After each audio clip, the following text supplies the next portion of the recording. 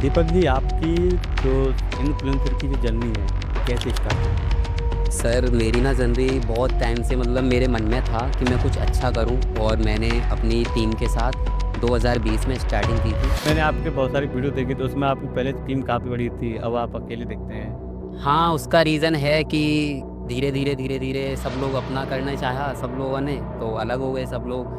सारी चीज़ें उनके पास है, आज चैनल भी उनके पास है, सब कुछ उन्हीं के पास है। मैंने बस 20,000 रुपये लिए थे उनसे। 10th तक तो पढ़ाई अपनी रेगुलर की थी। उसके जी। बाद मेरा मन एकदम वीडियो में आया, मैं लॉकडाउन के बाद तो फिर वहाँ से मैंने बिल्कुल क्लास जॉइन ही नहीं की। क्योंकि हर पर डे हम देख रहे हैं कि ये गाइडलाइन आ गई, हाँ, गवर्नमेंट ने ये बैन कर दिया। अभी इतने सारे केस हो रहे हैं, लोग गाली वाली वीडियो बना रहे हैं, लोग पुलिस वाले उनको पकड़ रहे हैं, अरेस्ट कर रहे हैं, इतने सारे बहुत केस निकल निकल के आ रहे हैं अभी प्रेजेंट में, तो उनकी वजह तो से। चलो ठीक है, एक दूसरी बात है, पर वहाँ पे जैसे गंदी वीडियो पड़ रही हाँ, हैं, है ना? वही चीज़ ना, अब क्योंकि जो नए जनरेशन के लोग आ रहे हैं, बच्चे हैं, इंस्टाग्राम सब छोटे से छोटे बच्चे चला रहे हैं आज के टाइम में इंस्टाग्राम। दीपक जी नमस्कार। नमस्कार। दीपक शर्मा टॉक शो में आपका बहुत बहुत स्वागत करते हैं हम। दीपक जी, आपकी जो इन्फ्लुएंसर की जो जर्नी है, कैसे स्टार्ट हुई? सर मेरी ना ज़िंदगी बहुत टाइम से मतलब मेरे मन में था कि मैं कुछ अच्छा करूं और मैंने अपनी टीम के साथ 2020 में स्टार्टिंग की थी। अच्छा। 19 अप्रैल 2020 में मैंने फर्स्ट वीडियो अपलोड की थी। पहले ये व्लॉगिंग तो मैंने अब स्टार्ट किया पिछले 6 महीनों से। हुँ। बाकी मेरा पहले जो काम था वो कंटेंट क्रिएटर का था। अच्छा। तो हम लोग कॉमेडी वीडियोज़, स्क्रिप्टेड वाली जो होती हैं, वो वाली वीडियोज़ करते थे पूरी टीम के साथ। ओके। अभी आपके कितने सब्सक्राइबर हैं यूट्यूब और इंस्टाग्राम इन सब पे? यूट्यूब पर मेरे सब्सक्राइबर पहले बहुत थे, हुँ। लेकिन अभी एक कह सकते हो कि टीम के साथ काम किया था तो उसका डिवाइड हो गया। जो हुँ। भी था चैनल वो उनके पास है। अच्छा। तो आज मैं मेरे पास यूट्यूब पर तो फ़िलहाल कुछ नहीं है, ज़्यादा नहीं है। हुँ। जो है इंस्टाग्राम तो आपके अच्छे हाँ, इंस्टाग्राम पर कह सकता हूँ मैं, इंस्टाग्राम पर अच्छे हैं। इंस्टाग्राम पर मेरे 1,66,000 फॉलोवर्स हैं अभी। जी, जी, जी। आपका पहला कंटेंट और पोस्ट सम कैसा महसूस हुआ? घबराए थे या एक हैप्पीनेस थी मतलब या नर्वस वगैरह थी? उस टाइम ऐसा कुछ नहीं था, थोड़ा-सा डर था मेरे अंदर क्योंकि स्टार्टिंग थी उस टाइम हमारी। तो कुछ लोग देखते थे हमें रोड पर जब वीडियो शूट करते थे, ये कॉमेडी वाली वीडियोज़ जो होती थी, हाँ। उनमें डायलॉग माइक लगा के साथ बोलने होते थे हमें। तो 4 लोग अगर सामने खड़े हो जाते मेरे, तो मेरा फेस ऐसा हो जाता एकदम कि जैसे मैं कैसे बोलूँ अब? हाँ, होता है नर्वस हो। नर्वस फ़ील, हाँ, कि मुझे ये सब लोग देख रहे हैं, मैं बोलूँ कैसे? तो उस हिसाब से फिर धीरे-धीरे चीज़ों को सीखा और सिखाया भी गया। 1-2 जो लोग थे उन्होंने मुझे सिखाया भी, जो मेरे टीम में थे, राज भैया, उन्होंने मुझे बहुत कुछ सिखाया है, तो उनके साथ मैंने स्टार्ट किया था। ओके। नहीं, मैंने आपके बहुत सारी वीडियो देखी तो उसमें आपकी पहले टीम काफ़ी बड़ी थी, अब आप अकेले दिखते हैं।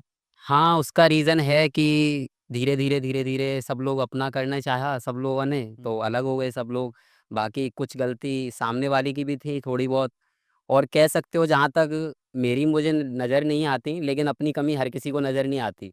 तो हो सकता है शायद मुझे मेरी गलती ना दिख रही हो, लेकिन उनकी मुझे बहुत अच्छे से दिखी, क्योंकि अगर कोई काम मैं कर रहा हूँ, तो अगर मेरी गलती है तो आप मुझसे बोलो। अगर आप मेरे बजाय किसी और को बोलोगे और वो मुझसे आके बोलेगा तो मुझे बुरा लगेगा। तो उन्होंने थोड़ी-सी ऐसी चीज़ें हुई वहाँ तो से इनडायरेक्टली अब बस। इनडायरेक्टली, हाँ।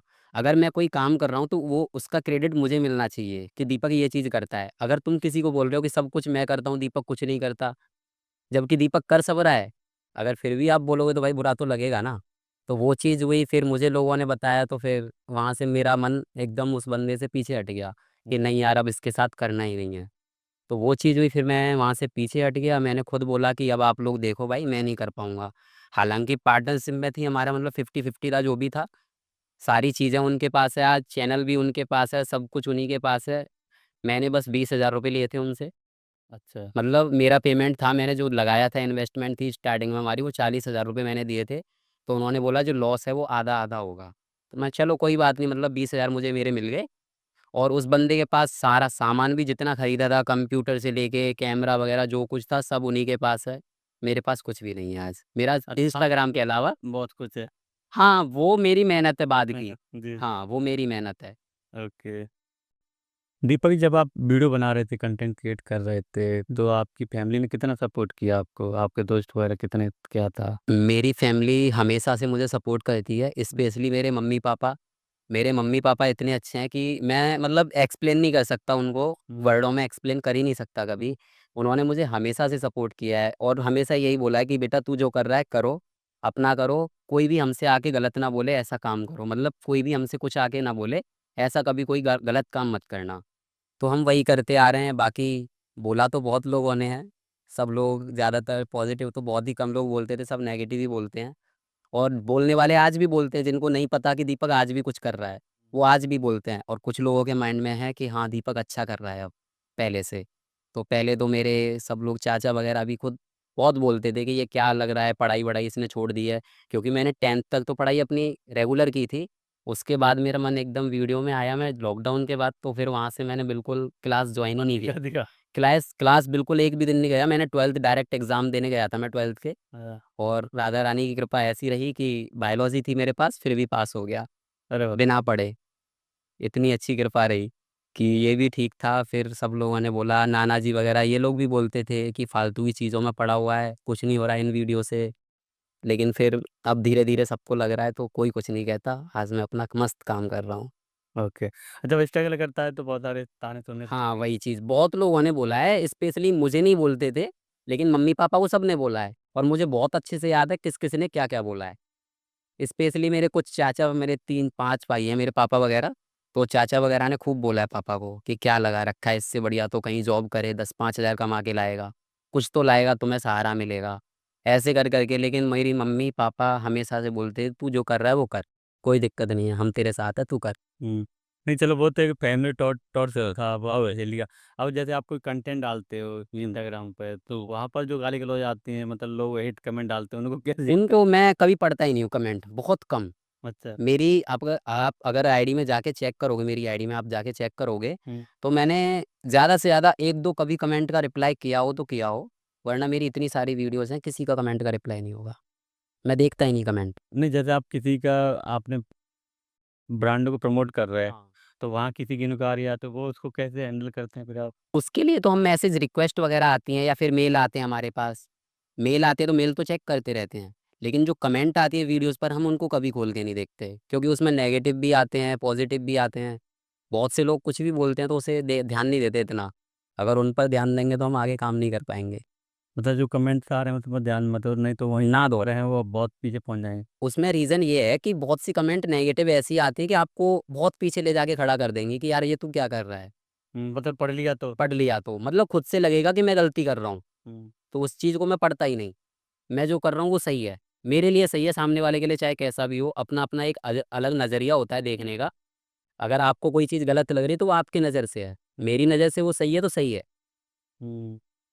नहीं क्योंकि अभी मैंने पिछली वीडियो में दीपक क्या कहते हैं मनीष भैया का डाला था, राहुल भैया का। राहुल भैया का, हुँ। तो उसमें एक बंदा बीजेपी का उन्होंने कुछ बात की तो बोला कि ये सब पागल हो गए हैं। हाँ, तो वो होते हैं ना भैया, अब पार्टी और भी हैं। भाई बीजेपी के अलावा भी तो पार्टी हैं। लेकिन हाँ, हम बीजेपी को सपोर्ट करते हैं, तो हम बीजेपी के लिए बोलेंगे। हाँ, ये चीज़ होती है। इस जर्नी में सबसे बड़ा सफ़र क्या रहा आपके लिए? मेरे लिए सबसे बड़ा सफ़र यही रहा कि लोगों ने बहुत ज़्यादा मतलब डिमोटिवेट हमेशा किया। मैंने इतना मतलब लास्ट में जब मैंने ये यूट्यूब का एक बार के लिए ये समझो ख़त्म हो चुका था मेरा। हुँ, जब मैंने टीम को छोड़ा तो सब लोग अलग-अलग हो गए। मेरे पीछे 2 बंदे और थे, वो भी मतलब ऐसे ही बोले कि यार अब तू नहीं कर रहा काम तो हम भी जा रहे हैं। मतलब सब लोग हट गए पीछे। तो उसके बाद मुझे भी लगा कि अब मैं करूँगा क्या? मेरे पास कोई और ऑप्शन नहीं था दूसरा। तो वहाँ से फिर मैंने एक भैया हैं जयपुर के, उन्होंने मेरी मतलब रैंडमली उन्होंने ऐसे ही स्टेटस लगाया था व्हाट्सएप पे, मैं उनसे कभी नहीं मिला था। हुँ, उन्होंने स्टेटस लगाया कि मुझे एक एडिटर की ज़रूरत है।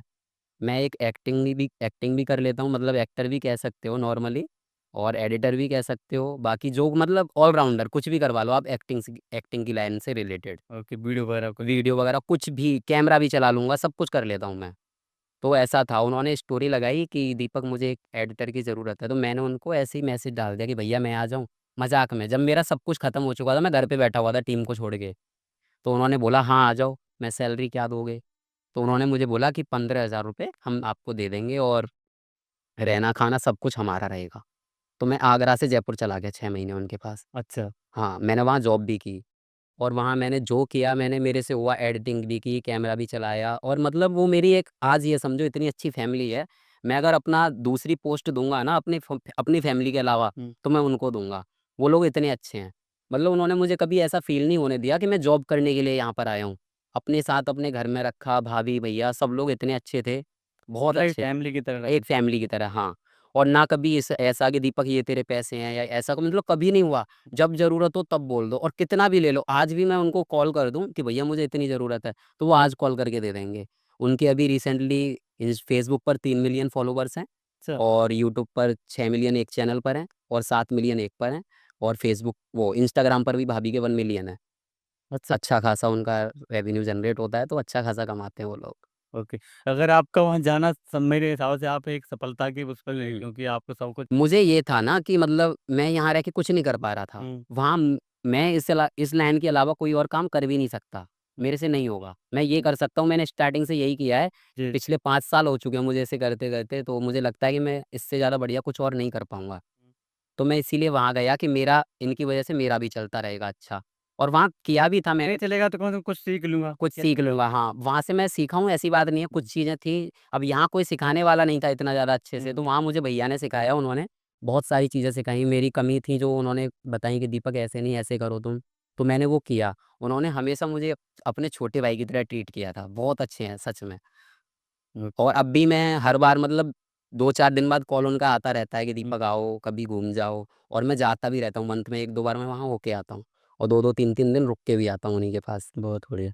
आप अभी किस तरीके से प्रोजेक्ट डील करते हैं? किस तरीके से इन प मतलब प्रोजेक्ट को प्रमोट ये करते हैं? बिज़नेस वाले ये जो जी, प्रमोशंस होते हैं ब्लॉगर जी, वाले, इनका कुछ नहीं है। ये लोग मतलब जो भी क्लाइंट होता है हमारा वो डायरेक्ट कॉल करता है, कॉल या मैसेज जो भी होंगे, हाँ, डील हो जाती है हमारी। उनके बिज़नेस के अकॉर्डिंग या फिर लोकेशन के अकॉर्डिंग डिपेंड करता है कि कितना चार्जेज़ हमें पे करना है उनसे।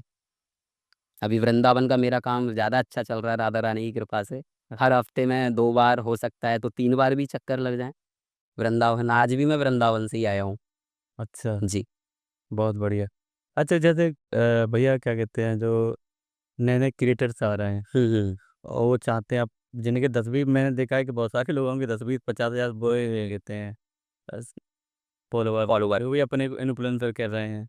हाँ, वो तो है ही। अब देखो कोई भी अगर इस लाइन में आया है तो वो इन्फ्लुएंसर ही माना जाएगा, चाहे उसके 10 फॉलोवर्स हों, क्योंकि स्टार्टिंग सबकी छोटे से ही कैसे होती है। होती है? मेरे भी इंस्टाग्राम पर कुछ नहीं था लेकिन बहुत कुछ हुआ उसके बाद सब कुछ ठीक होने लगा। अब कहीं तक मुझे लगता है कि अभी सब कुछ ठीक है। ओके। ज़्यादा बढ़िया नहीं कह सकता, जहाँ तक मुझे जाना है वहाँ तक तो नहीं हूँ मैं अभी, लेकिन हुँ, फिर भी कोशिश कर रहा हूँ कि वहाँ तक पहुँचूँ जल्दी। ओके। आपने जब स्टार्टिंग की थी तो सबसे पहला प्रोजेक्ट क्या था आपका? सबसे पहले हमारा ये व्लॉगिंग और फ़ेसबुक वाला कंटेंट हमारे माइंड में था ही नहीं। हम लोग ज़्यादातर देखते थे जो बड़े-बड़े क्रिएटर्स हैं जैसे कि अमित भड़ाना, राउंड 12 ये कॉमेडी कंटेंट थे इनके। तो हम इन लोगों को फ़ॉलो करते थे और चाहते थे कि इन्हीं जैसा हम लोग कुछ क्रिएट करें। तो हम उनको देख-देख के वैसे ही वीडियोज़ बनाया करते थे कॉमेडी वीडियोज़। तो वो लोग हमारी मतलब लोगों को पसंद भी आ रही थी और अच्छे खासे सब्सक्राइबर्स भी हमने उससे गेन किए थे, लेकिन चैनल वो वाला हैक हो गया, उसके बाद फिर कहानी खराब हो गई। ओके। नए क्रिएटर्स के लिए आप क्या कहना चाहेंगे? न फ़िल्म आना चाहिए या पढ़ाई करनी चाहिए या अपना कोई बिज़नेस करना चाहिए? नए क्रिएटर्स के लिए मैं सबसे पहले तो यही बोलूँगा कि अगर आपके पास टाइम है हुँ, और पेशेंस है आपके अंदर, तो आप इस लाइन में आइए, कोई दिक्कत नहीं है। ये लाइन बहुत अच्छी है। सोशल मीडिया की जो लाइन है वो बहुत अच्छी है और आने वाले समय में और अच्छी होने वाली है। तो अभी बढ़िया है लेकिन समय बहुत लगता है, ये चीज़ है। हर कोई बंदा समय नहीं दे सकता इतना। मैं मानता हूँ कि एक फैमिली की नज़र में ना इतना होता है कि गवर्नमेंट जॉब सबके माइंड में चढ़ी रहती है कि गवर्नमेंट जॉब अच्छी है, ये है, वो है। या फिर बिज़नेस? बिज़नेस कुछ भी हो, लेकिन ज़्यादातर आज भी मेरे गाँव में गवर्नमेंट जॉब को ज़्यादा प्रेफ़र किया जाता है कि गवर्नमेंट जॉब ज़्यादा होनी चाहिए, मतलब अच्छी होनी चाहिए, गवर्नमेंट जॉब अच्छी है। उन लोगों को ऐसा लगता है। लेकिन मैं मानता हूँ कि गवर्नमेंट जॉब से ज़्यादा अच्छा खुद का कुछ करो, कुछ भी करो, छोटे से स्टार्टिंग करो, एक दिन तो बड़ा होगा। हुँ। तो तो ये क्या आप सलाह देना चाहेंगे इस फ़ील्ड में मतलब अगर टाइम है तो इस फ़ील्ड में हाँ, अगर आपके पास टाइम है तो आप आ सकते हो, बहुत अच्छी लाइन है ये। नहीं जैसे कल को ही बंद हो गए सब कुछ तो फिर क्या करेंगे वो? ऐसा कुछ नहीं है, अब ऐसे तो टिकटॉक बंद हुआ था, टिकटॉक के बाद इंस्टा आया। अगर आपकी फेस वैल्यू है तो आप कहीं भी जाओ, आप वहाँ जाके फ़ेमस हो ही जाओगे। अच्छा खासा कर सकते हो कहीं भी जाके। आपको लोग जानते हैं तो हुँ, आएँगे, कहीं भी आएँगे। बिल्कुल तो ख़त्म नहीं होने वाला सोशल मीडिया, क्योंकि आज की दुनिया चली इसी से रही है। नहीं आने वाले टाइम पे अगर देखो भविष्य का किसी को नहीं पता। हाँ, ये भी है। धरती कब वो हो जाती है कोई पता नहीं है। तो अभी सबका होता है ना कि अब साइड में ये भी रखना है, इसके अलावा भी कुछ करना है, हुँ, हुँ। तो वो भी चीज़ है। बहुत से लोग कर रहे हैं अभी कि इसके सोशल मीडिया के साथ-साथ अपना बिज़नेस भी चला रहे हैं, बहुत से लोग हैं। ज़्यादातर क्रिएटर्स यही कर रहे हैं अभी प्रेज़ेंट में, उनको पता है कि अगर ज़्यादा टाइम तक नहीं रहा तो हम कहाँ क जाएँगे, क्या करेंगे? तो इसीलिए वो बैकग्राउंड में वो भी लेके चल रहे हैं, अपना बिज़नेस वगैरह। अपना बिज़नेस वगैरह कुछ भी हाँ। जी, जी। अगर 5 साल बाद मैं आपसे कहूँ कि आप कहाँ होंगे? अभी अगर सोशल मीडिया का जैसे आप सोच रहे हो अगर ख़त्म हो जाए 5 साल बाद तो कुछ नहीं कह सकते। बाकी अगर मैं 5 साल का अगर ये लाइन कंटिन्यू ऐसे ही चलती रहती है 5 से 10 साल तक, हुँ। तो उम्मीद रहेगी कि इससे भी ज़्यादा डबल करूँ मैं। अभी जो कर रहा हूँ, अभी तो ये व्लॉगिंग वाला चल रहा है क्योंकि मैं अकेला हूँ और मैं नहीं चाहता कि कभी मेरे साथ मतलब कोई टीम मैं काम करूँ मैं। पहले आपके साथ गलत हो चुका है। मेरे साथ बहुत गलत हो चुका है मतलब 1 ढाई लाख वाला चैनल मैं देखे बैठा हुआ हूँ, 1.5 लाख फॉलोवर्स वाला फेसबुक का पेज दे बैठा हूँ। मतलब सब कुछ अपना सब कुछ छोड़ के आ गया मैं, तुम लोग रखो मैंने कोई बात नहीं। उन्होंने बोला कि 20,000 रुपए दीपक तेरे होते तो मैं 20,000 रुपए लेके चला आया। मैंने उनसे ये भी नहीं बोला कि 21 दे दो मुझे। मेरे 20 थे मैं ठीक है चलो तुम्हारा 50-50 था, आधा लॉस झेलो। लेकिन मुझे लगता है कि लॉस मुझे हुआ, उनको नहीं। क्योंकि उनका पैसा लगा था मैं मानता हूँ लेकिन सारी चीज़ें भी तो वही यूज़ कर रहे हैं आज भी। हुँ। तो सारा जो भी सामान था उनके पास है। तो कहीं न कहीं मेरा लॉस है 20,000 रुपए का कह सकते हो। बाकी चैनल पे मेहनत मेरी थी, चैनल मेरा था। उन्होंने मुझसे बस इतना बोला था कि दीपक चैनल सेल कर देते हैं, जिससे कि मेरा पैसा भी निकल आएगा। लेकिन आज वो बंदा ना चैनल सेल किया, चैनल वो बंदा खुद चला रहा है। हाँ, मतलब वो एक वो था क्या कहते हाँ, हैं कि आपको ये इस तरीके मेरी तरफ से हटाना था मतलब सब कुछ मेरा था, चैनल मेरा था, तो मुझसे लेना था एक्सेस हुँ, हुँ। कि दीपक तू अपने 20,000 पकड़ और मैं चैनल मुझे दे दे, मैं चैनल बेच दूँगा कुछ दिन में, अभी एक साथ तो पैसे अच्छे नहीं मिलेंगे। तो मैंने भी दे दिया, मैं चलो कोई बात नहीं आप ले लो। जब उन्होंने अब देखा, अब भी उसी पे अपनी वीडियोज़ पोस्ट कर रहे हैं तो लेकिन राधा रानी की कृपा से मैं राधा रानी पे बहुत भरोसा करता हूँ, मैं कभी ये नहीं कह रहा कि उनके साथ गलत हो। लेकिन जो अच्छा है उसके साथ मतलब जो करा है उन्होंने या मैंने किया है मेरे साथ अगर मैंने गलत गलत हुआ। किया है तो मेरे साथ हो, कोई दिक्कत नहीं है। जी, जी। अच्छा एक चीज़ बताइए दीपक जी जैसे ये बहुत सारे लोगों का वो होता है कि मैं से क्या कि किस तरीके से फॉलोअर्स बढ़ा जाएँ? क्या उसकी स्ट्रेटजी होती है? वीडियो कब अपलोड करनी चाहिए सुबह में या मॉर्निंग में? वो कैसे? आपकी ऑडियंस के ऊपर डिपेंड करता है कि आपको वीडियो कब अपलोड करनी है। हुँ। आपकी ऑडियंस किस टाइम ज़्यादा एक्टिव रह रही है। नहीं तो उसको कैसे पता? नए क्रिएटर को नहीं पता होता? नहीं, नई क्रिएटर्स को तो वाई वो सब चीज़ किसी को नहीं पता होती, हमें भी नहीं पता थी पहले। लेकिन हमने भी धीरे-धीरे जब अंदर घुसते गए, तो लोगों ने बताया कुछ कि ऐसे होता है। बाकी आजकल तो यूट्यूब पर सब कुछ मिल जाता है। आप यूट्यूब से बट बहुत यूट्यूब पे जैसे आप कह रहे हो ना कि मिल जाता है, हुँ। पर मैंने कई बार देखा है कि वो उसका थंबनेल कुछ होता है कि 5 मिनट में आपको सब ये इंस्टाग्राम का वो पूरा ज्ञान मिल जाएगा। वो तो इसलिए है कि भाई लोगों को व्यूज़ क्लिक चाहिए, करें। क्लिक करो। इंस्टाग्राम का डैशबोर्ड है, हुँ, उसमें सब कुछ आ रखा है। किसी से पूछने की कोई ज़रूरत नहीं है आपको। अच्छा। उसमें जाके चेक कर सकते हो कि आपके फॉलोवर्स किस टाइम ज़्यादा एक्टिव हैं, हुँ, किस टाइम नहीं हैं, तो आप सब कुछ चेक कर सकते हो खुद से। तो उसके अकॉर्डिंग आप लोग वीडियो अपलोड कीजिए, हुँ। बस सिंपल। थोड़ा-सा और बताइए क्योंकि वो आपसे जानना चाहेंगे क्योंकि आपके इतने अच्छे सब्सक्राइबर, फॉलोवर्स हैं, पेज है। जैसे कि मेरी ऑडियंस जो है, वो ज़्यादातर 6 बजे से शाम को और 8 बजे तक एक्टिव रहती है। ओके, तो मैं उस बीच में ही अपनी वीडियो पोस्ट करता हूँ। 6 बजे के बीच में कर दूँ, 7 भी कर दूँ, 6 बजे भी कर दूँ, 8 बजे भी कर दूँ, कोई दिक्कत नहीं है। रीच अच्छी आ जाती है। ओके। हाँ। अच्छा ऐसा कुछ रहता है कि इतने घंटे 24 हावर तो तक लोगों तक पहुँचाता है या पोड नहीं, ऐसा कुछ नहीं है। वो आपकी वीडियो जो होती है ना, अगर उसको स्टार्टिंग में ही एंगेज मिल जाए, अच्छा-सा रीच मिल जाए, हुँ, तो वो अच्छी चलती है, लंबे टाइम तक चलती रहेगी। ओके। हाँ, अगर नहीं मिली तो वो मतलब स्टॉप हो मतलब जाती है, ये होता है कि डिलीट इंस्टाग्राम ने कह रखा है साफ-साफ उसकी गाइडलाइन में लिखा हुआ है कि अगर आपकी वीडियो में कोई थोड़ा-सा भी इंटरेस्ट ले रहा है, स्टार्टिंग के 3-4 सेकंड अगर कोई वीडियो पे आपकी रुक रहा है, तो आपकी वीडियो अच्छी चलेगी। अच्छा। हाँ, अगर आते ही कोई बंदा स्क्रॉल कर रहा है, हुँ, तो फिर तो वो वहीं खत्म हो जाएगी। बूस्ट करेगा ही नहीं, इंस्टा खुद नहीं बूस्ट करेगा उस वीडियो को। मतलब रुक जाएगी फिर रुक ज़्यादा जाएगी, वो ज़्यादा चलेगी चलेगी नहीं, चलेगी, धीरे-धीरे चलेगी। कछुए की चाल जैसे। हाँ, कह सकते हो। ओके। क्या जी। आपको फ़ेम चाहिए, मनी चाहिए? देखो मनी तो सबको चाहिए ही हाँ, होता है, हाँ, लेकिन मैं उससे पहले चाहूँगा कि मुझे फ़ेम मिले, जी। क्योंकि पैसा तो बाद में भी कमा लेंगे। एक जो नाम होता है ना, मेरे पापा भी कहते हैं कि नाम कमाना बहुत बड़ी बात है। हालाँकि मेरे पापा का आस-पास के जहाँ मैं रहता हूँ, वहाँ के आस-पास के 10 गाँव हैं, कम से कम पापा का नाम है, सब लोग पापा को नाम से ही जानते हैं। मेरे पापा ने बहुत इज़्ज़त और नाम कमाया है और सेम मैं चाहता हूँ कि मुझे भी लोग जानें। तो पहले मेरा जो है, वो पहले नाम कमाना है, ओके, मनी बाद में। मनी बाद में। अगर फ़ेम होगा तो बाद में क्या कहते हैं सब मनी कुछ आ जाएगा, चल सब जाएगा। कुछ आ जाएगा।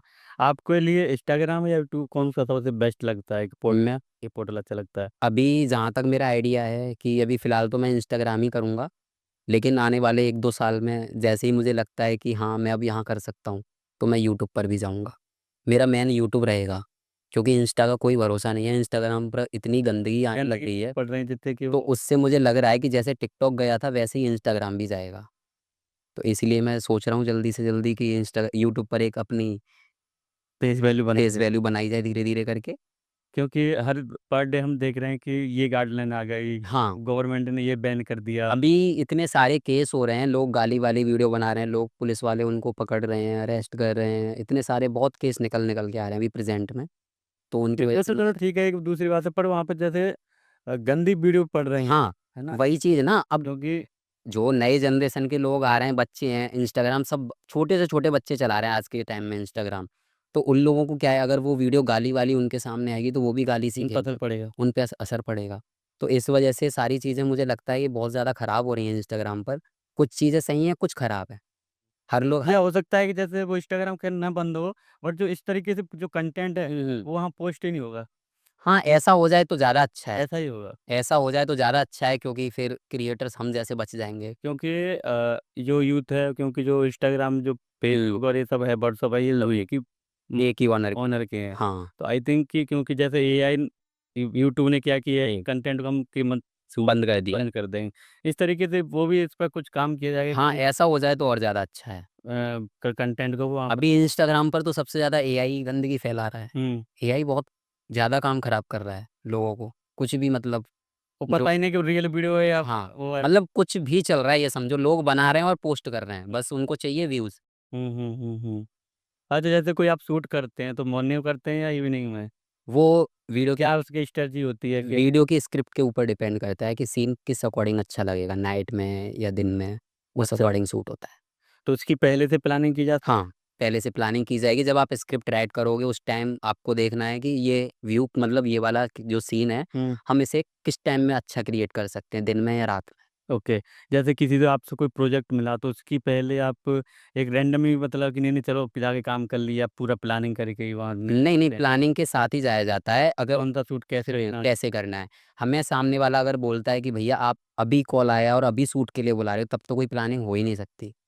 ऐसा मेरे साथ 1-2 बार शूट में हुआ है कि भैया आप कहाँ हो? मैं वृंदावन की ठीक है आप सीधे आ जाओ अभी शूट कर लो। तो हम वहाँ से भागते हुए आ रहे हैं कि सीधे वहाँ पहुँचे तुरंत शूट किया। तो फिर तो वहाँ तो ये बात की कहानी है स्क्रिप्ट वगैरह के टाइम में जो भी होगा पहले शूट कर लेते हैं, ये चीज़। बाकी अगर पहले से हमें पता होता है 1-2 दिन पहले, तो हम लोग पहले प्लानिंग करते हैं कि किस हिसाब से किस प्रोडक्ट का शूट करना है हमें। तो जैसे डबिंग करते हैं या जैसे आपने शूट कर लिया उसके बाद में बोले ये ठीक है? हम जैसे चाहें, जैसा सामने वाला क्लाइंट चाहे हम वैसे कर देते हैं। ओके। वॉइस ओवर भी करके कर देते हैं, ज़्यादातर प्रमोशंस वॉइस ओवर वाले ही होते हैं, डबिंग वाले ही। तो हुँ, हम उनको ही ज़्यादा करते हैं। बाकी अगर कोई चाहे कि हमें साथ में माइक लगा के और साथ के साथ ख़त्म करो तो हम वो भी कर लेते हैं। ओके। अगर कोई छोटा-सा इन्फ्लुएंसर है, उस पे ये सारी चीज़ें नहीं हैं, हुँ, हुँ। तो वो किससे शुरुआत कर सकता है? फिर उनके लिए तो बेस्ट वही है वॉइस ओवर वाला। अच्छा, हाँ, उनके लिए वही बेस्ट है क्योंकि ज़्यादातर प्रमोशन चल भी वही रहे हैं। सब लोग वही कर रहे हैं। आगरा में जितने भी क्रिएटर्स हैं सब वही कर रहे हैं। ओके। तो जितने भी इन्फ्लुएंसर आगरा में उनके लिए आप क्या कहना चाहेंगे? सब लोग बढ़िया एक-दूसरे की टाँग खींचते हैं क्या? नहीं, अब देखो एक दूसरे वाली टाँग तो ऐसी है कि सब लोग कोई किसी को देख के खुश नहीं है। हाँ, कुछ ही लोग हैं जिनकी अच्छे संपर्क है जैसे राहुल भैया और मुझे कह सकते हो और 1-2 लोग हैं मेरे साथ रहने वाले। तो हम लोग आपस में रहते हैं साथ में तो कोई दिक्कत नहीं है हमें तो। अगर मुझे लग रहा है मैं 4 पैसे कमा रहा हूँ और मुझे लगता है कि मैं 4 पैसे इनको भी कमवा सकता हूँ या ये मुझे कमा के दे सकते हैं, तो हम लोग ऐसे कर लेते हैं अपना, कोई दिक्कत नहीं है।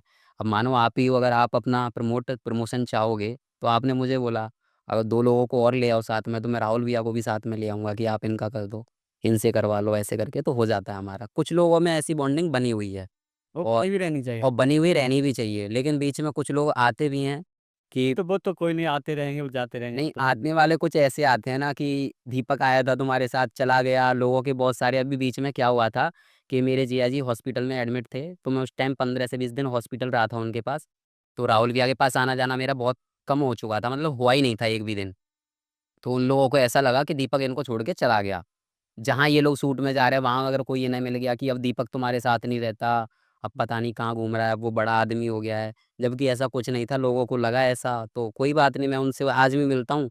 तो आज उनको लगता है कि हाँ, कोई प्रॉब्लम हो गई शायद, शायद उनको पता नहीं था, ऐसा कह सकते हैं हम। लेकिन बहुत से लोगों ने नेगेटिविटी दी इनके माइंड में कि आपको वो आया था और छोड़ के चला गया, आपने इतना कुछ बना दिया। क्योंकि मैं जयपुर से जब आया था, वो मुझे राहुल भैया ही लेके आए थे। कह सकते हो कि इन्होंने ही मुझे बोला कि दीपक भाई यहाँ आ जाओ, आप इतना अच्छा कर सकते हो, तो यहाँ कर लो, ये कर लो। तो मुझे व्लॉगिंग लाइन इन्होंने ही सिखाई है और इन्हीं के ज़रिए आज मैं यहाँ हूँ, व्लॉगिंग लाइन के लिए कह सकते हो आप। उससे पहले मेरे फॉलोवर्स तो थे, लेकिन वो अलग फॉलोवर्स थे। व्लॉगिंग आज मैं इनकी वजह से कर रहा हूँ।